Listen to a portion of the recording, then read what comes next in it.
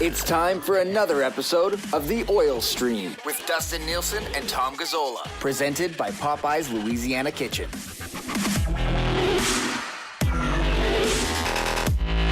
All right, what's going on, everybody? Welcome to The Oil Stream as we continue to wait for the Edmonton Oilers to play a hockey game. Tommy Gazzola joins us. He's down at practice today. Of course, you can text us anytime, 780-218-9999, 780-218-9999, or hit us up in the Nasty Chat today as well as the Edmonton Oilers. Another day of practice as they get ready for the Carolina Hurricanes on Wednesday. Tommy, what's going on, buddy? How you doing, man? Hi, Dusty. How does my new mic sound? I have this mic. Does it sound okay? I don't know, Maddie. Let's see what Maddie Owanek has to say here. It sounds okay, but it sounds a little. I don't know. It sounds. Go ahead, Tommy. Talk one more time. Say hi to Matthew Owanek. Hello, Matthew Owanek. Hello, Oil Stream. Yeah. How does this sound? Because it has different settings. I like it for today. I think there's good quality on it. I think we could probably adjust the settings just a little bit, just to make it. Do I need to crank it up? No. You're good. You're good from a volume perspective, buddy. It sounds good. Penner's Pancake says sounds fine. Quinn Phillips, commissioner of the Edmonton Sports Talk Drafts, says it sounds better. Duck Dad says it's an 8.5 out of 10, buddy. So there you go. There you go. Yeah, no, people are really excited about the mic, Tom. That's great. Excellent. Is this what mic are you running there now? What is this? It's the Snowball mic. I've had this for a long time, but I never used it. Yeah, you know what you might want to do after is put like a book underneath it. It'll bring it up a little bit. It'll be a little bit. Bring it up. I can do that right now. Be a little bit tighter. Yeah, grab a book and just underneath. Just kind of bring it up a little bit closer. But man, those snowballs, they just continue to roll. Gator's been using one on two guys and a goalie since pre-pandemic. It's quite the scene, ladies and gentlemen. We have Tommy Gazzola live adjusting the mic. There it is. Yeah. There it is. Yeah. I don't want it to be seen, though. I don't like when the mic is seen in the shot. You know what I mean? Yeah. It'd be terrible if you had to see a mic. Yeah, no, but that's different. This is different. Oh, Tommy Gazzola. A classic. This? It's not. Yeah, no, buddy, it's good. Yeah, it's good. Okay. Yeah, you're doing just fine. You can text us anytime, 780-218-9999. If you want to review Tommy's mic on TuneIn today, let us know, 780-218-9999. All right, Tommy, you're down at the rink, man. What's going on down there today? Good practice, lots of tempo, lots of pace, a lot of snapped passes in a good way. The lines were more or less the same. No Leon Draisaitl, so Derek Ryan, D-Rock Ryan, as we like to say. Rolled up, hey? I like it. He went up and he filled in for Leon Draisaitl. Outside of that, it was pretty good. I mean, they were just quick movement, all that good stuff, and then they did a fun drill at the end. And boy, you know what? Chris Knobloch likes to joke about how Sam Gagner scores the most in practice. He really does. I noticed a lot of goals today from Sam Gagner at practice. Sam Gagner lights up practice, eh? Practice how you play, baby. Is that why he's staying in the lineup, because he's lighting up practice right now? I hope so. I mean, a good example being set at all times by one Sam Bartholomew Gagner. Oh my God. This is where we're at right now, waiting for this Carolina game. We're talking about Sam Gagner lighting up practice. Might even be scratched for the next game, but he's having a great practice. So that's a positive. Triple Crown says, no Leon on the ice today? Was there any clarification about why Leon was not on the ice today?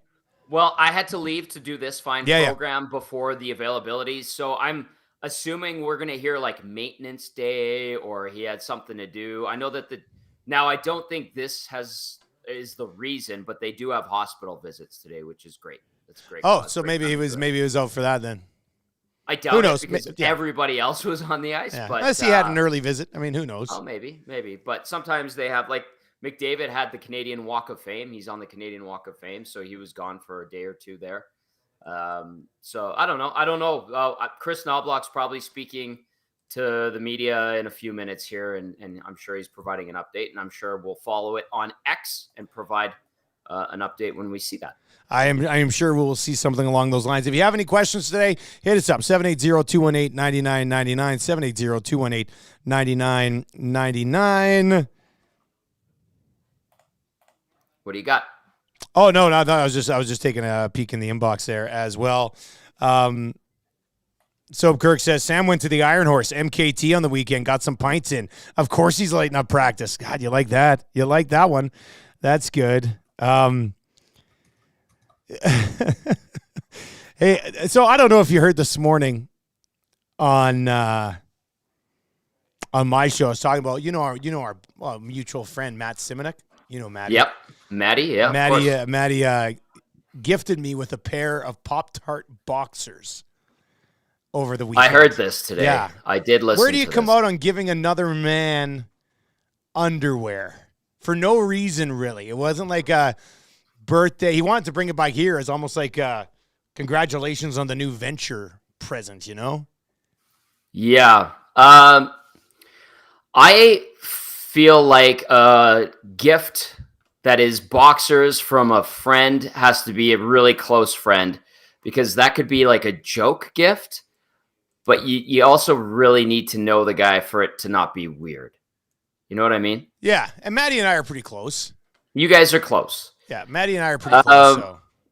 Yeah, it's still weird. And you immediately wore them, from what I understand. I did wear them the next day. I was so excited to get the gift, Tommy, that I did decide to wear them the very next day. You didn't even mind you didn't wash them or anything. I didn't even wash them once. I guess maybe I should have washed them once, but now that's on you a little bit. Yeah. But I respect Matthew Simonek for getting you a gift like that. Very heartfelt, knowing his friend. Yeah, well, and it's not just random. Like in the world's longest hockey game I played in with 3 times, my nickname was Pop-Tart, right? So naturally. It totally hits, right? You got to get a guy nicknamed Pop-Tart. Pop-Tart's Ginch.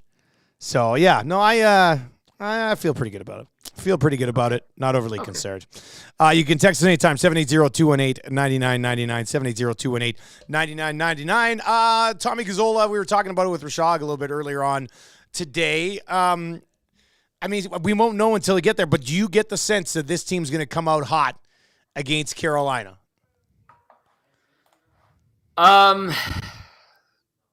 don't know about hot. I think that they'll probably come out and feel good, but hot because Carolina is a team that embarrassed them a few weeks ago. It's probably like the last team that you want to see to start this homestand.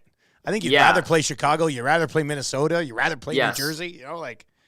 It could also serve as a good wake-up call. Like if you put in a good fight against the Canes, like that could be a good wake-up call or a good reminder, like welcome back, nice break, but it's time to play.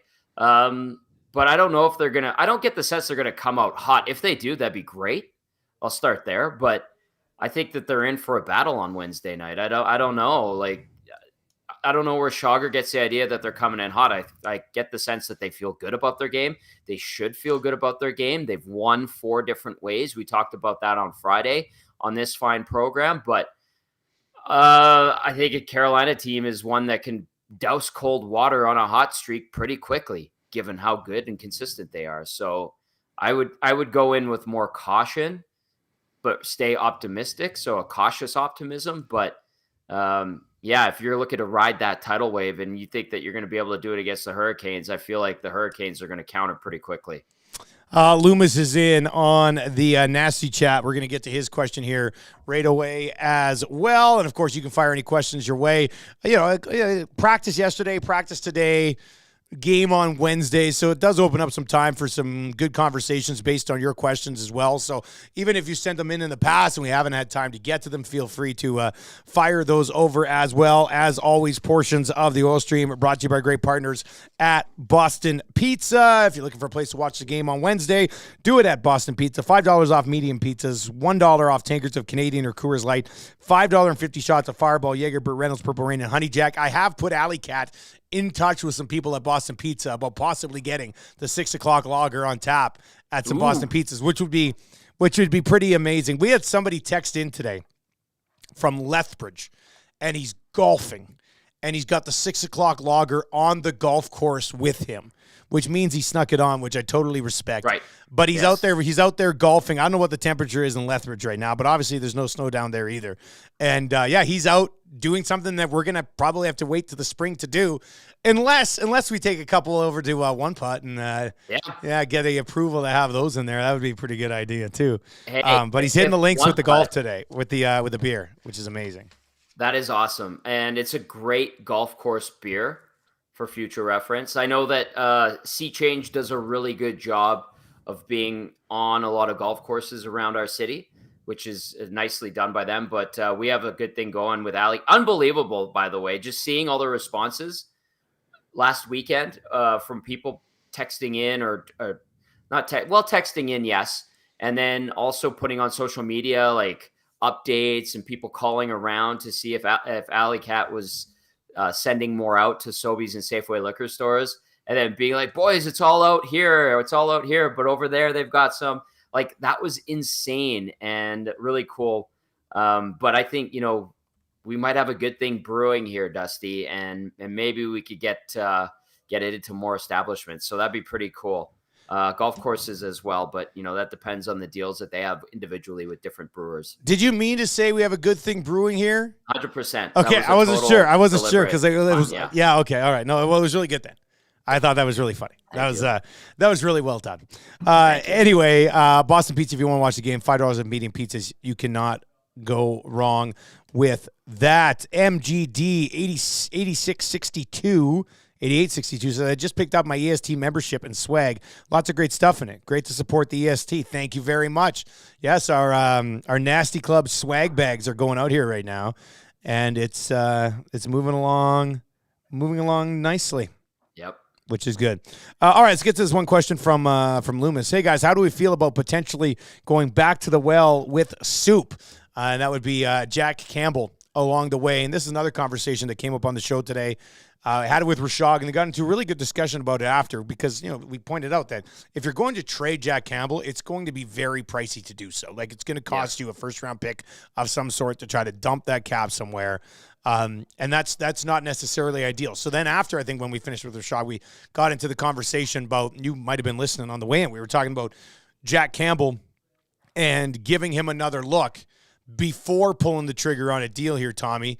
Do you think that's what they will do? Do you think that's what they should do? Because by all accounts, they're out there looking for some goalies. So what do you think? Well, I think they should try to offload Jack Campbell as best as they can and to not have it as penalizing as possible. Will they? I don't know. No, but would you give him another look before trading him? Yeah. No, I'm going to start with should. Oh, okay. So all right. I think they should get rid of him. Yes, I think they should get rid of that contract. I think they should find a way to do that. How realistic is that? I don't know, Dusty. I think it's a bit far-fetched right now. I do think they will give him another opportunity. It sounds like that is the intention, is to get him back up here, have another look, see where his game is at. I think it's pretty obvious he is the backup goalie if he does get called up or when he does get recalled back to Edmonton. And I think you leave it at that. Is it ideal having a $5 million backup? Nope, absolutely not. But they have been wedged into this corner due to his poor performances and lack of confidence. And then would they be looking to offload him, and would it cost them something extra to get rid of that contract? Yes, 100%. If you can upgrade and it costs you something to make it happen, but you get rid of that next 3 years of $5 million of Jack Campbell, I think that's an ideal scenario. Did I hope that it would get to this point? No. I said it in the offseason. I said it late last year. They're going to try to do everything they can to get Jack Campbell being a contributing factor to this team, and their intention is for him to be back on track. Clearly that hasn't happened, so they got to go to plan B, plan C, and here we are on the cusp of potentially Jack Campbell being back up with the Oilers. Again, when he gets called up, he's the backup. He's the backup. It's Stuart Skinner's net. I think that's abundantly clear. And then all the while, I think that they're trying to put out feelers and try to get a taker for Jack Campbell in his contract, albeit at a steeper price. So it sucks, but I think getting rid of that $5 million per year for the next 3 years is quite high on the priority list if they can get that move and find that right move. It's interesting because I threw it out on Twitter, as with just links over to come join us here, and a bunch of people replied because the question was, do you take one more look at Jack Campbell before trading him? And the initial responses were all just nope, negative. Like, you don't need to see him again. And then it's obviously popped up in the chat here as well. I would be somewhat intrigued, or I think they should take a look at Jack Campbell behind a team that's playing better defensively now, right? Like when Jack Campbell got sent down, Stuart Skinner had worse numbers. Jack Campbell, yes. And now this is like, taking two awful things and putting them up beside each other and trying to figure out which one sucks less. But at the time, Jack Campbell had better numbers than Stuart Skinner, was sent down. Since then, Stuart Skinner's game and the team's game in front of him has gotten better. His numbers have improved. I'm wondering if you throw Jack Campbell behind a team that's not hemorrhaging chances against on the rush anymore, is there something there that you can salvage and at least maybe show a team like, hey, look, he can still play in the NHL, so we don't have to include another pick with the first round, something along those lines. Mm-hmm. Or he gives you 3 games with a .904 save percentage, and you're like, you know what, he can be Skinner's backup. So I don't know. I think you have to get another look at him. And somebody this morning made a great point on our show, and the point was, this would be a true test if your team's actually playing well defensively now. If Jack Campbell can come up and look relatively steady-ish, then maybe your team is actually figuring it out from a defensive mindset. What it also could do, because it's likely, again, we keep hearing the rumblings, he'll probably get called up. He had a good showing again last night with Bakersfield. What it also could do, Dusty, and I could see this being how it plays out for the rest of this season, if he gets called up, when he gets called up and gets back into the net, if he does give them a good backup for the rest of the year, it buys them time to find the move for him, to offload him potentially in the offseason. If they go, Jack, we've been through this 2 years in a row now. This is Stu's net, but we're going to need you at times. We need you for the rest of the year. Give us what you got, and then we'll see where it goes from there, kind of thing. And if he gives you a decent showing when he does take the net as a backup, and he gets you through the rest of the year, then it could potentially buy you time to make the right move, and you're not in as much of a jam to just fire him off into the sun to another team while giving away a higher end pick, right? So I think that could be a best case scenario that might play out. Let's get to a couple of messages that come in. Of course, you can text us 780-218-9999. And, of course, in the nasty chat as well. K-Gill says, guys, it's been 2 years of bad goaltending. Why are the Oilers giving Campbell another chance? Also, do you guys think the Oilers are interested in Merzlikins? And I hope they're not. I honestly, he's got a cap of over $5 million too, doesn't he? Like, you're going to come in, you're just going to trade for another guy who's a cap of over $5 million and also has very suspect numbers. It doesn't make sense to me. So, no, I hope they're not. If they're going to win the Stanley Cup, they're winning the Stanley Cup with Stuart Skinner in net. It's as simple as that. There's no goaltender out there that's going to come in and just be an absolute game changer for them. K-Gill also follows up with, giving Campbell a long chance is like throwing away games. We need to be winning and not giving below average players like Jack Campbell a chance in this thing. Kevin is in and says it's because he sucks. He had half of one season where he was good in his career as a starter. He might be a serviceable backup, but he's not an NHL starter right now. So, yeah, people a bit triggered by the conversation. Yeah. The Merzlikins deal goes till 26-27. And how much? 5.4 per. So I don't think you want that. Yeah. Do you have his numbers this year? I looked at him yesterday. I don't need to look at him again. They're not. I don't understand. Like, I don't get it. How do you want to trade for another goaltender that just screws you over in the cap? It makes no sense to me. And he's not coming in and being better for you than Stuart Skinner is. It's not. So he's got a 9-11 save percentage and a 304 GAA. And what were his numbers last year? Looking at it right now. So he's got a 6-8 record this year with 3 overtime losses, 304 GAA, 911 save percentage. Last year in 30 games, he had a 423 GAA with an 876 save percentage, with a 7-18 record. And then that one year that people are alluding to, he went 27-23-7 in 59 games played with a 907 and 322. His best goals against average was a 235 back in 1920, where he went 13-9 with a 923 save percentage and 5 shutouts. I think they had a pretty good team that year in Columbus, or they had a much better lineup certainly than they do now and last year. Yeah, to me, you would have similar expectations to him as you would for Skinner, but you'd still have to be paying him the $5 million. So that doesn't add up. 5.4. Yeah, that doesn't. So you're taking on. So then, I don't know. I don't think you're getting ahead as a team by pulling the trigger on that deal. Yeah. Carmen also says that, or K. Gill, it's Carmen. He didn't like the 2 goals that Campbell let in yesterday. All right. Justin Balgoni says, just leave Campbell in the minors and keep Pickard up with the club. Like that's what's going to happen, right? Like I honestly would be fine with that, but it's the contract, it's the optics, it's this and that, and it sounds like they want to call him up. Last week I said it on Friday. I'm like, just give it time. Give it time. Like, do you need to rush him back, or did you promise him you'd only keep him down there for a few weeks? That might be the case too. It was said this morning on our show, and somebody's bringing up the name again, that the Oilers are actually looking at Spencer Martin with the Columbus Blue Jackets, who, of course, was claimed off of waivers in September. Yep. So, I mean, that, once again, is, like, what are you getting in Spencer Martin? Like, I don't understand. Well, Spencer Martin really became an NHLer last year with Vancouver, and he had a few good games. I remember him starting against the Oilers and being like, oh, his numbers are pretty good.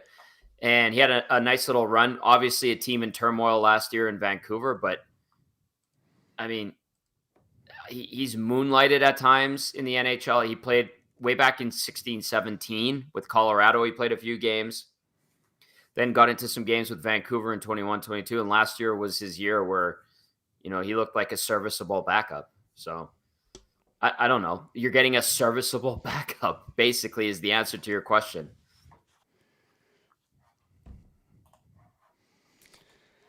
I don't know. There's not a goalie out. If there was a goalie out there that I was totally all gung-ho for, I'd say it. I mean, I'd be like, this is the guy, go get him. I don't see that. I don't see that anywhere out there right now. I think you're just sort of continue to let the team play the way they have so far.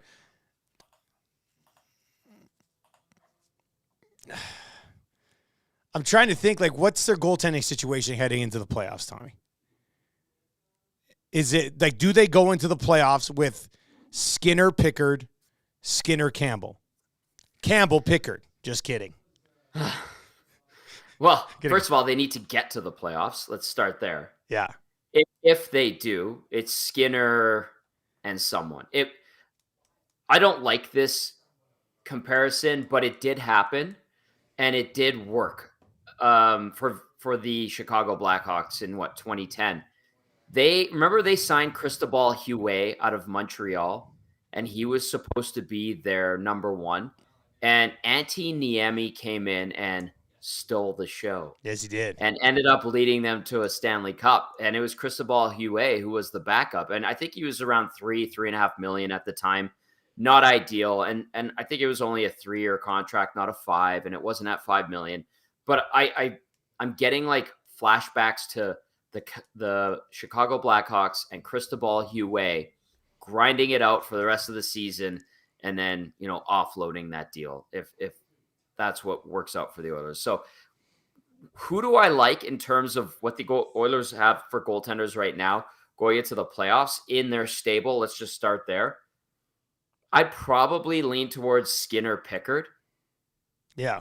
And not Campbell. Yeah, and it doesn't, like, to me, I think we all need to realize that it doesn't matter if it's Skinner, Pickard. Pickard's not playing. Exactly. Jack Campbell played well when given an opportunity in the playoffs last year and still couldn't get a start.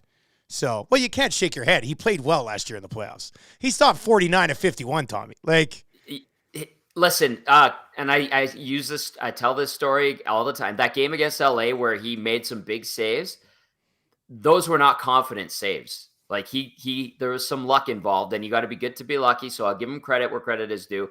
I don't think that they're winning any of those games with Jack Campbell last year in the playoffs. I'm sorry. He got lucky in the one. They won that. They came from behind in a crazy game in LA, and they won. They took advantage of LA and their lack of goaltending, and that's great. But all I'm saying is that it doesn't matter because they're not going to go to another goalie anyway. Stuart Skinner is going to start every playoff game for this team right now. Yes. So there you go. That's why it's like, who cares if it's Pickard or Campbell behind him because they're not going to go to him. The bottom line is you've made your bed with Stuart Skinner. Stuart Skinner is going to have to be your number one guy. Yeah. Because I just don't know how else they're going to bring in a goaltender that can, is it worth it to move Jack Campbell plus first rounders, at least one, and probably something else, to bring in the contract out of Columbus and Merzlikins? Like,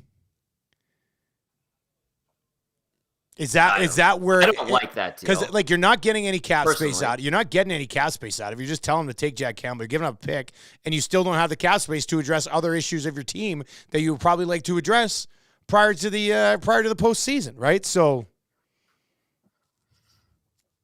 And you're tacking on an extra $400,000 in cap space per year. Well, you can't even do that anyway. Right. So like we got to get this Merzlikins thing out of our head, basically. Right? Logically. I don't know how it gets done. I mean, you have to pay them. If they're going to take Campbell and you're going to pay them to also retain on the guy coming back the other way, it is going to cost you a ton. So yeah, and you still won't be able really to use any cap space because you wouldn't get any out of it, even if they retain like $1.5 million. You got like what, $900,000 to work with, 1.1 to work with. Like I don't know. Can we get off of Columbus? Like, does it have to be No, Columbus? I mean, it could be somebody else. But like, it could be somebody else for sure. Right now, and we talked about this with Dave Pagnotta on Hello Hockey on Saturday.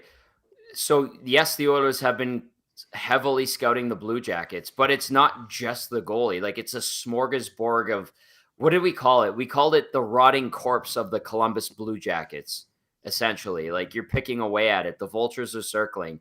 There might be other elements of the Jackets that could be made available that you would get to add to your team or bolster your team. It doesn't have to specifically be a goaltender.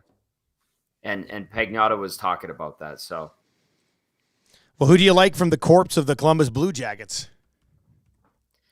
Not a lot of it, to be honest with you. But a guy that was intriguing and could be a great fit for Edmonton and comes with a cost. So there'd have to be some money moving in, money moving out. Boone Jenner. You could find a way to make that if you happen. could somehow figure that out, I mean, that'd be amazing. I don't think anybody would be, I mean, that would be all-time best case scenario. Like 3.75.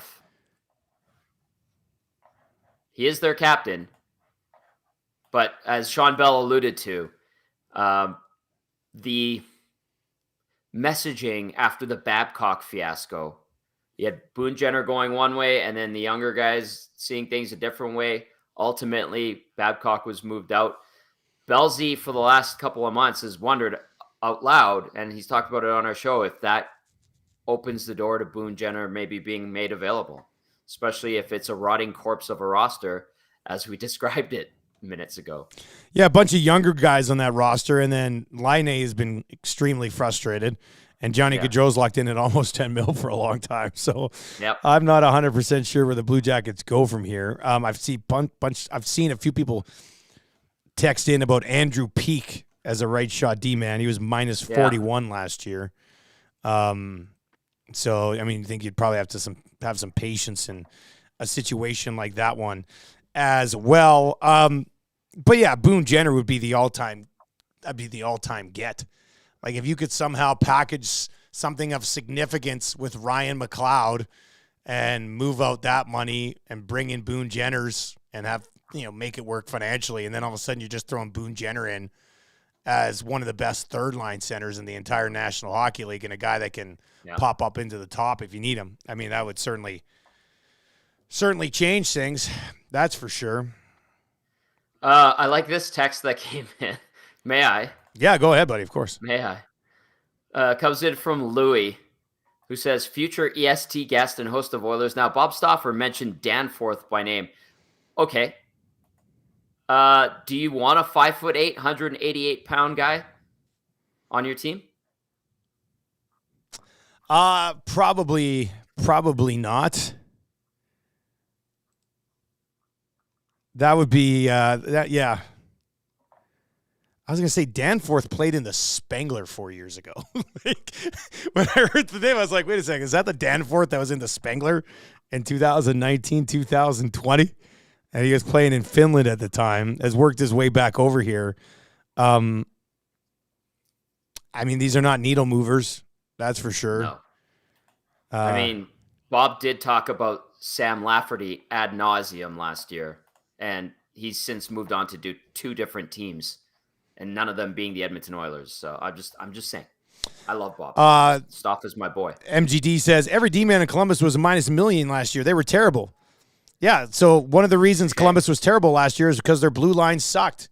So why would you take pieces off that blue line and bring it here? You know what I mean? Like, I don't know about that one. I don't know about that one either. 780-218-9999. Portions of the Oil Stream brought to you by Popeyes.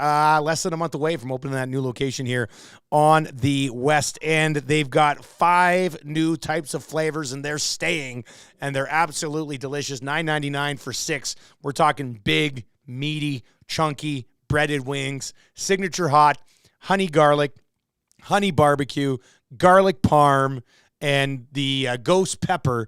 5 different flavors you can get. We've seen a few people have these already, and they all absolutely love them. And that's why we say, get your hands on these things at Popeyes, DoorDash, Skip the Dishes, Uber Eats. Get your sides if you want, or you can just get, I'm telling you, the 6 wings will fill you. They are, especially like for lunch, especially these 6 wings for lunch, they will get you taken care of there for sure. This text is in from Sunny D. It says, would you do Elvis for Jack straight up? I wouldn't. You wouldn't trade Jack Campbell straight up? For Elvis Merzlikins? Yes. Straight up, no. I would 100% pull the trigger on that. I'd go looking elsewhere. But this is me. So you're thinking you'd rather try to pay more, move the contract, and not bring money back. Yeah. That's what you're thinking. Well, I'm just thinking from a straight-up goalie v. goalie. If you're not going to be able to pawn that contract off on anybody, I'd rather have the other 5.4 than what you're paying Jack Campbell right now. Well, this is why I wouldn't, if I need to explain it. You're taking on almost another $500,000 in cap space, $400,000 to be exact, with another year. Do I think Merzlikins is probably a better NHL goalie than Jack Campbell right now? Yes, of course, obviously. But at that cost, and you're thinking down the road too, you're adding another year, it's $5.4 million. Down the road, you want to be freeing up cap space and not spending $5 million on your backup goalie, especially if Stuart Skinner continues to progress and does evolve and grow into that number one. That I don't think it would be worth. I would go looking elsewhere to find a deal for a goalie. And what kind of upgrade do I think Merzlikins is too? Ultimately, right now, an upgrade, yes, of course, not a huge one though. I mean, Campbell's not even in the NHL right now. So are you talking compared to Skinner? Or are you talking compared to Campbell? Talking compared to Campbell. Really? So you still have hope here for Jack Campbell to come back in here and start hockey games for the Oilers again?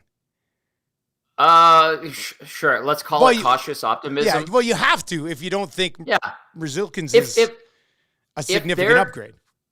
If they're talking about bringing up Jack Campbell again because he's played relatively well in the AHL, and that was the promise that they made to him, and that's the scenario we're dealing with here, and they're sending Calvin Pickard down, okay, fine.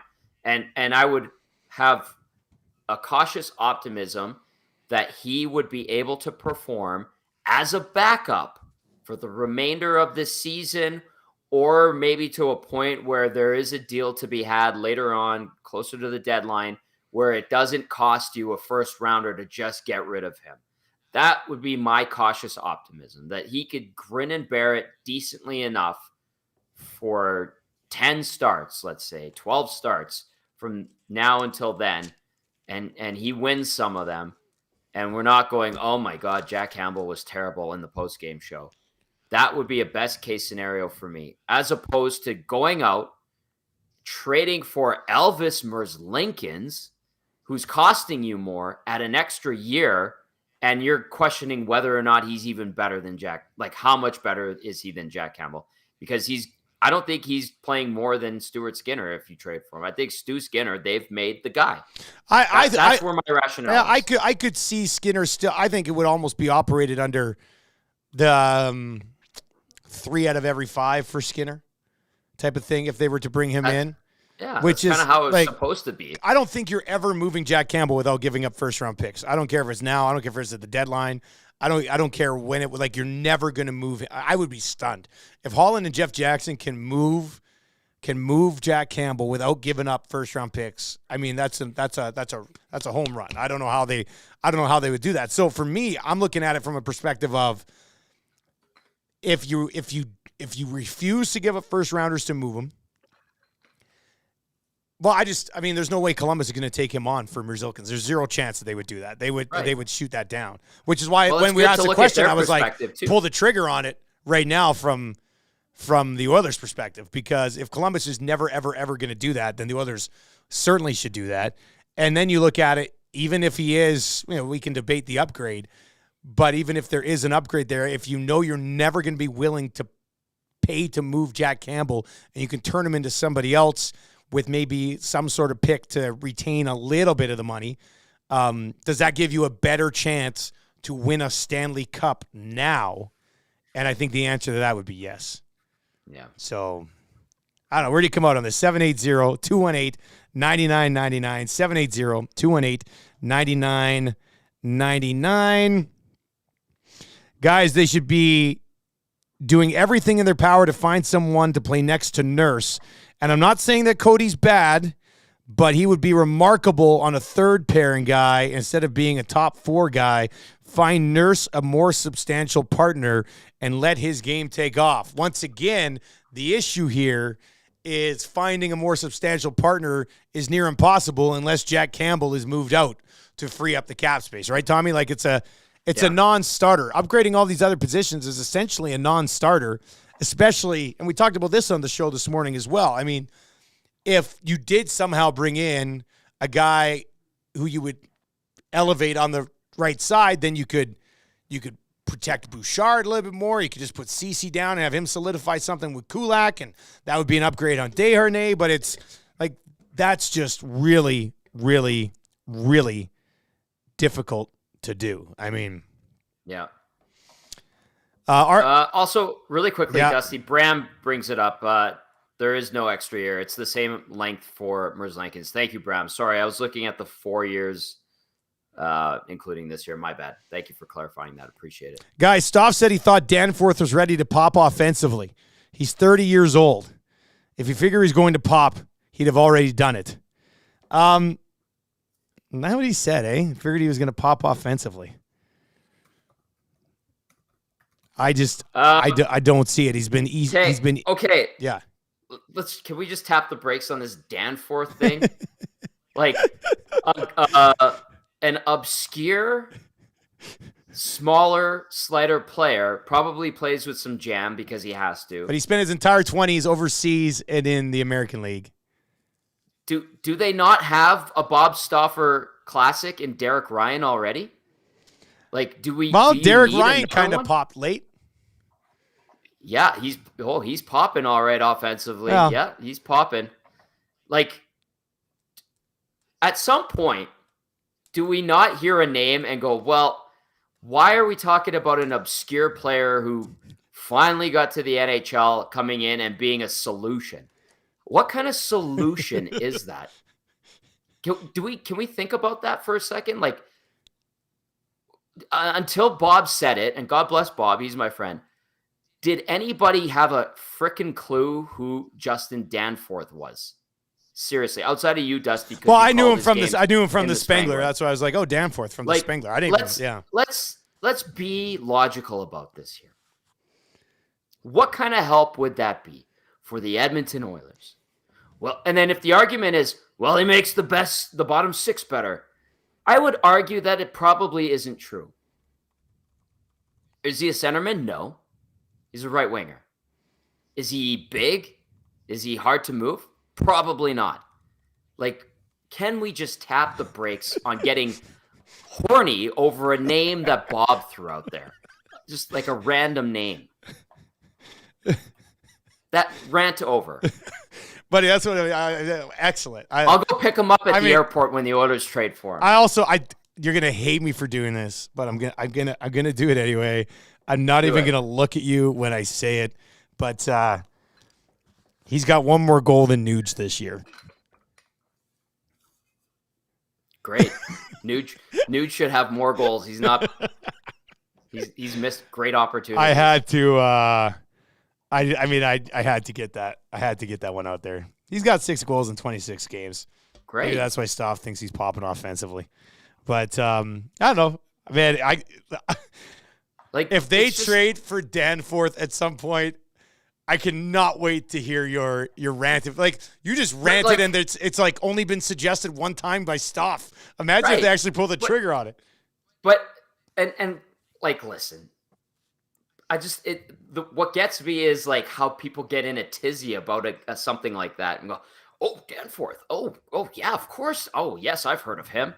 No, don't even lie to yourself. You don't have a freaking clue who he is, and you're getting excited about a random, obscure guy, and you think that he's going to help this team right now. Like, again, I'll pick him up when the Oilers trade for him, so at the airport. K. Gill says, guys, Bob usually has good sources. Come on.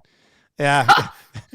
Look, I'm still waiting for Josh Anderson to get picked up, all right? Like, we'll be fine. Yeah. Future EST guest. And who knows, maybe even a host, Bob Stauffer, creating a little bit of drama for us here today on the Oil Stream, which is nice. Now we have to keep tabs on Danforth for the next 2 months. No, you don't. Thanks a lot, Staff. Thanks a lot, Staff. You're killing us. You know what? I'm gonna go to the Pittsburgh Penguins lineup, and I'm gonna pick a stupid name from the Penguins and be like, keep an eye on him. Well, you can do that, though, and everybody in the market will discuss it for 3 weeks, dude. That's how it works. That's like, what I'm saying is like, guys, like, anyway, whatever. I'm enjoying this. I'm getting spicy on a Monday. I love Bob. Let me reiterate that, but we're getting excited about Justin Danforth. Like, I don't know technically if anybody's getting excited about Danforth. Well, here we are talking. We're talking about him, and you know what people love? Oilers fans, they love getting excited about people who people are talking about. So that is a good one. That is a good one. Quinn is in there and says, "Is Bob the commissioner?" No. Commish says it's a cold take. So Quinn Phillips, knowing her role here as EST commissioner, and she is saying she's squashing Bob's suggestions of Danforth, which I got a lot of time for. Penner's Pancake says, get a decent, reliable vet like James Reimer. 2-2-2 with a 917, and he's only $1.5 million this year. See, that's reasonable. Of all the goalies that have kind of been mentioned, Optimus Rhyme is like the one where I'm like, yeah, okay. You know, if the Oilers are truly playing better defensively, I got some time for Optimus Rhyme. Sure. And it's 1.5 mil. So right. There would be a path. There would be a path there to help. I feel like that's something that we have a little bit of time for. I think. Portions of the Oil Stream brought to you by our great partners over at CoolBet, where I did make money off Jack Campbell starting the first game of the season with our great partners at CoolBet. If you're not yet signed up for an account at CoolBet, do it using our Lock Shop code for Edmonton Sports Talk. Get a nice little deposit sliding on up as well. Kevin says, careful, Tommy. Russell was also only like 5'2" and was probably the best penalty killer we've had in 20 years. Chris Russell, the old cowboy, is much bigger than 5'2", and that guy laid it all on the line. I have nothing but respect for Rusty. Like, that great dude, and he was a warrior, man. He was a warrior for sure. Surveyor Brett quoted you on Twitter. Can we just pump the brakes on getting horny over a name that Bob throws out there? That might have to end up being the title of the episode today. Stop getting horny. I mean, we can tighten it up. Tighten it up a little bit. That's for sure. But people are fired up, which is good. I like it. I like it. Guys, Ken Holland, Old Dutch, they call him, is getting paid $5 million to make difficult decisions. I'm so sick of people saying how hard it is to make moves when I'm watching the Canucks make moves and you watch other teams make moves. It's his job to find somebody else. Well, here's the thing. The Flames didn't even retain. The Canucks had enough cap space to go get Zadorov. Now it's because they made a trade prior. I don't think the job in general is insanely difficult, but when you've made poor decisions to screw your cap space over, it makes it more difficult to pull the trigger. That's just the numbers, right, Tommy? Yeah. I think, I don't know. And again, we don't know what his autonomy is either. So, but yeah, he's backed this team into this corner. He's kicked the can down the road proverbially with some of these deals. Nugent Hopkins, Hyman, Kane getting those extra years. And this is it for Ken Holland. Yes, he's getting paid $5 million. He got offered the contract, and now the scenario compared to this time last year for him is different. He's making the calls, he's doing the legwork, but I don't think he has the final say in this, like we've discussed at length here on this program. So when/if they acquire Danforth, that would be that's a Jeff Jackson thing. You would have to give it his blessing. I got you triggered today, buddy. I'm gonna keep rolling with this, man. This is let's have some fun to wrap up. We got 10 minutes left here, and what will always be known as the Danforth episode. Hit us up right now with other hilarious, where he fits into the lineup. What do you think about this? What do you think about that?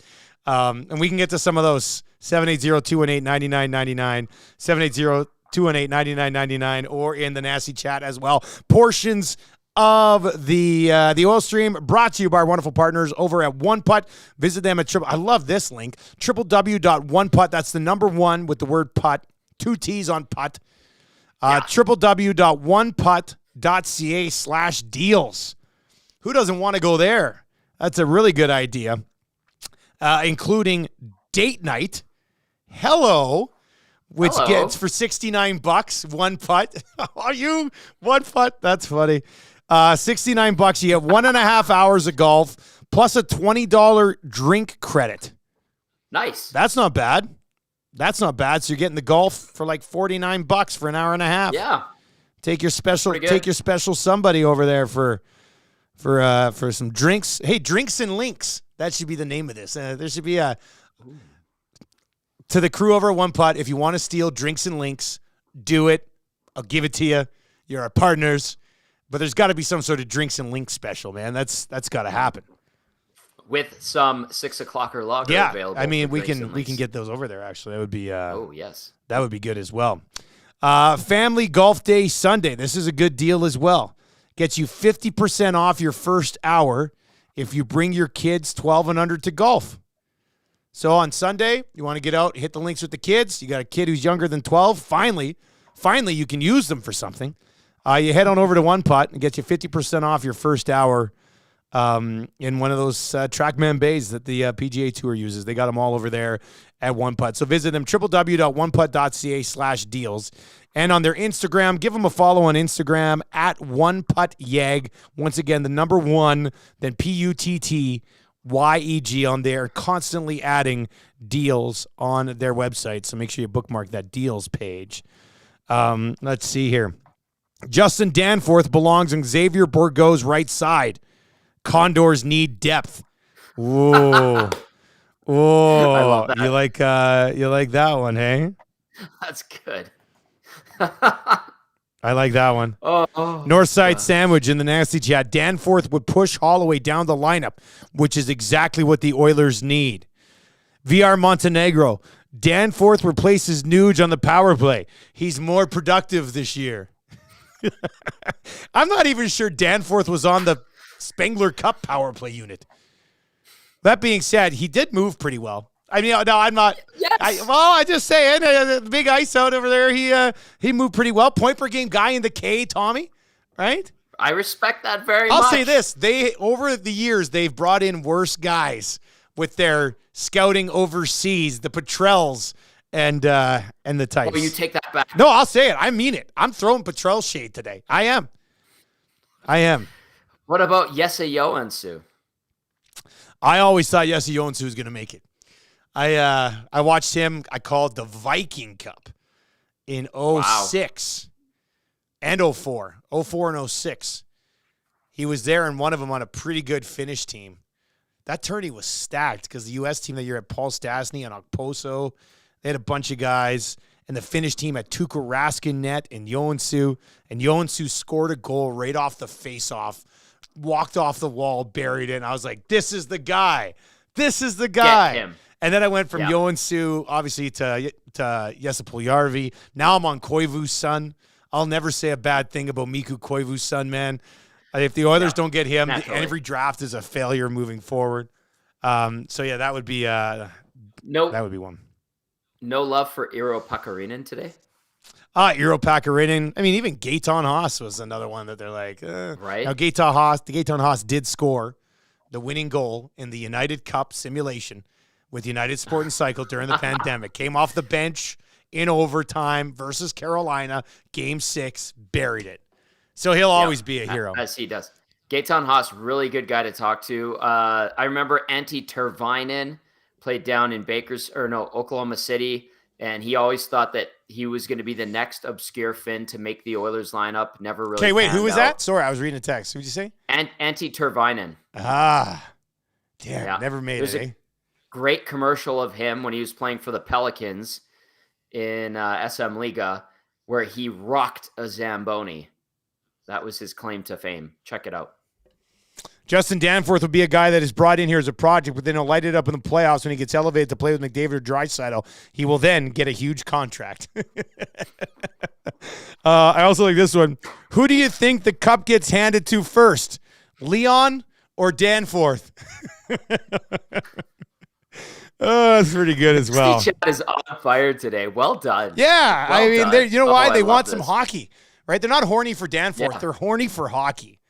That's what it is. The oil stream. Horny for hockey. Get your golf package for date night for $69 at One Putt. I mean, this is all adding up very, very nicely. Yeah. All right, so they practice again tomorrow, and then they get ready for the game. Would you think everybody's out there tomorrow for practice? I would think. Because yesterday a couple guys were missing too, right? Nurse and Kane, I don't think they weren't out there yesterday. And then you said Draisaitl wasn't out there today, so.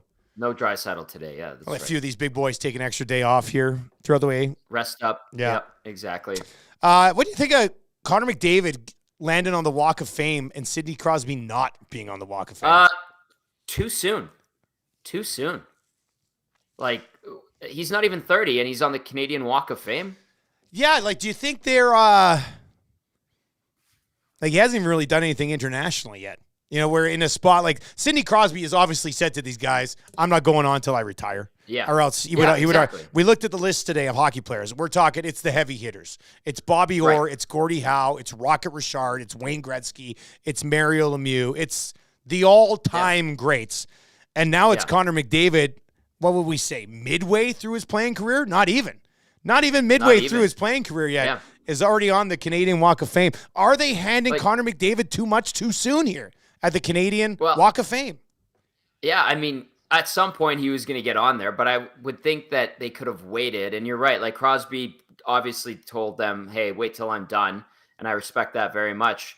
Like at least Wayne was on The Young and the Restless, and he hosted Saturday Night Live, and he married a actress.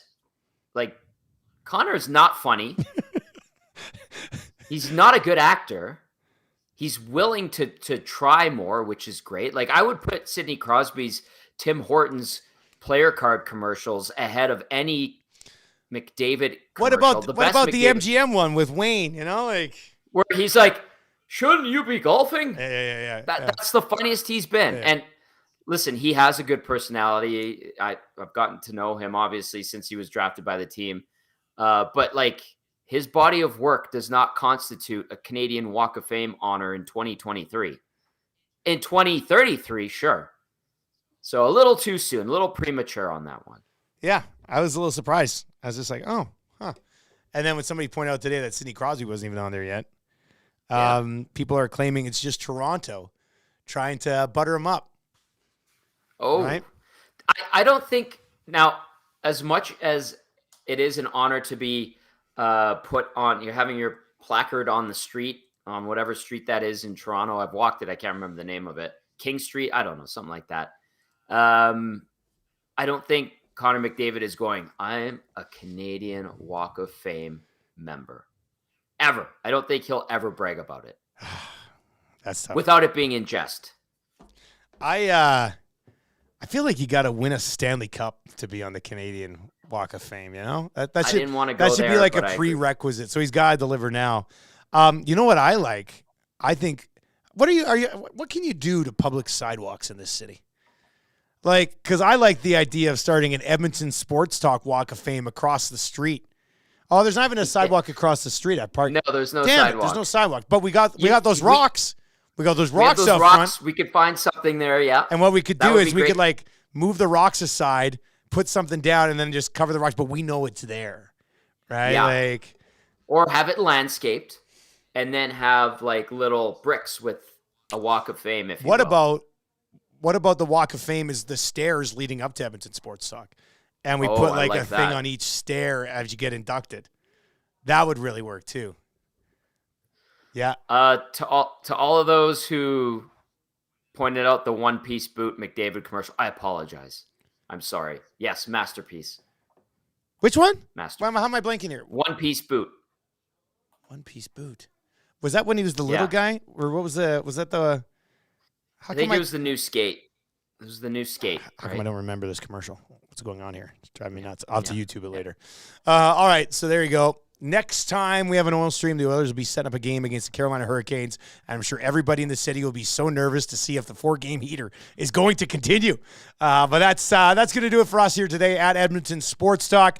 Thank you very much. If you were watching all day or listening all day, we love you. Tell your friends about EdmontonSportsTalk.com. We will be back tomorrow morning with the Nielson Show live at 6 o'clock on a Tombstone Tuesday. So that should be a lot of fun as well. Tommy, you have a nice afternoon, buddy. You too, pal. I laughed a lot during this episode. Yeah. A lot of great you were text spicy coming in too. today. I mean, it was a good episode. It was a good episode. Yeah, that was. Yeah. How was my new mic? Do I need to adjust it? No, it sounds good now. I just have a tech. Yeah, okay. We're gonna have Justin Danforth on the show on Wednesday. So perfect. Just kidding. Just kidding. All right, buddy. We'll talk to you tomorrow. Thanks for watching, everybody. Ciao, ciao.